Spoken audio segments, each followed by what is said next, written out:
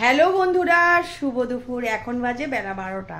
বুঝতে পারছো বন্ধুরা, বেলা 12টার সময় আমার ভিডিওটা আমি শ্যুট করছি। বুঝতে পারছো বন্ধুরা, এতক্ষণ তো দোকানে ছিলাম, আর ওই যে মেলার লোকগুলো তো আসে খেতে, অনেকটা দেরি হয়ে যায় আমার দোকান বন্ধ করতে করতে।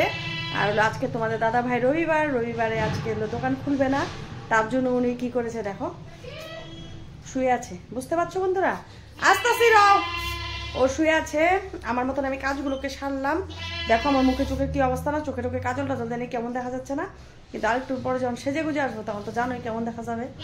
তারপরে হলো উনি শুয়ে আছে, আমার মতন আমি কাজগুলোকে সারলাম। আর হলো বাচ্চাদেরকে না রুটি খাওয়াচ্ছে অনেকগুলো, তবুও তোরা ভাত খেতে চাবে একটু পরে। আমাকে বলে কি মা তা ঠিক আছে ভাত খাবো না। বড় ছেলেটা খেলো 5টা রুটি, ছোট ছেলেটা খেলো 4টা রুটি, আমি খেলাম 3টা রুটি। তাহলে কত খাবো বলো, পেট তো ভরে গেছে। তো বলে কি যে মা ভাত খাবো না। তো আমি বলছি কি তাহলে ভাত খাবি না, ঠিক আছে ভাত রান্না করবো না, একটু পরে এসে বলবে যে ভাত খাবো। তো আমি চুপে চুপে রান্না করছি মাছের তরকারি আর হলো ভাত। আর তোমাদের দাদা ভাই বলে এখন খাবে না, হোটেলে খাবে, ও মাংস দিয়ে ভাত খাকা।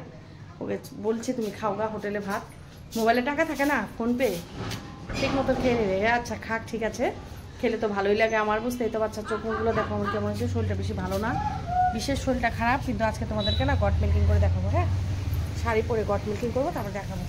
আর এখন রান্নাঘরে, কারখানার ঘরে আসছি, কারখানার ঘরে এসেই আমি রান্না করছি, তোমাদেরকে একটু পরে দেখাচ্ছি। হ্যাঁ,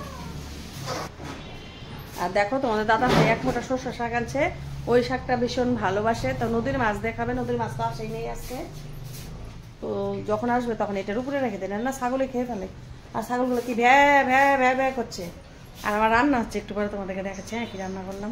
দেখো বন্ধুরা, খাবার জন্য বসে পড়েছি। আরে দেখো খালি মশলা দিয়ে তরকারি, কেন আমার ছেলে দুইটা খুব পছন্দ করে এই মাছটাকে। আর হলো ওই মাছের তরকারি এইভাবে রান্না করলে আমার ছেলে দুইটা ভীষণ ভালোবাসে। আর এখন আমি কলা পাতা দেখাবো, আমার কলা পাতা রেডি করেছে। দেখ তো কলা পাতাগুলো, কলা পাতা দিয়ে ভাত খেতে যে কি ভালো লাগে সেটা তোমাদের কাছে কি বলবো বন্ধুরা।